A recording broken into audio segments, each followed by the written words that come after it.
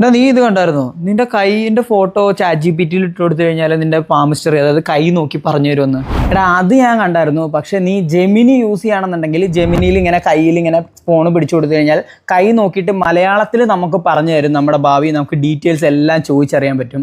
ഇത് ചെയ്യാൻ ഭയങ്കര എളുപ്പമാണ്. അതിനുവേണ്ടി നിൻ്റെ ഫോണിനകത്ത് ഈ പവർ ബട്ടൺ ഇങ്ങനെ പ്രസ് ചെയ്ത് ഹോൾഡ് ചെയ്ത് പിടിക്കുക.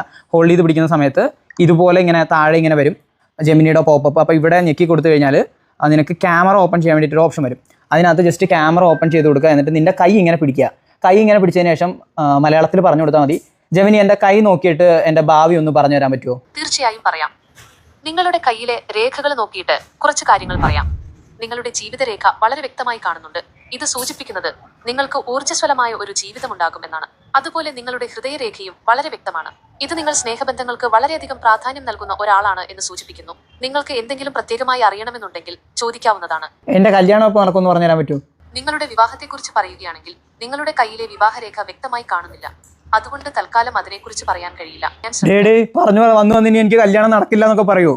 അപ്പോൾ ഇതേപോലെ നിങ്ങൾക്ക് ജെമിനി യൂസ് ചെയ്തിട്ട് ഭാവി അറിയാൻ പറ്റും. അല്ല കൈ നോക്കി ഫലം കാണാൻ പറ്റും. ഈ കല്യാണം കഴിക്കുന്ന കാര്യം, കുട്ടികൾ എത്ര ഉണ്ടാവും എന്നൊക്കെ നിങ്ങൾക്ക് ചാറ്റ് GPT ചോദിച്ച് നോക്കാം. അത് ഓരോ ആൻസർ തരും. നിങ്ങൾക്ക് എന്ത് ആൻസറാണ് കിട്ടുന്നതെന്ന് കമൻറ്റ് ചെയ്യാൻ മറക്കണ്ട.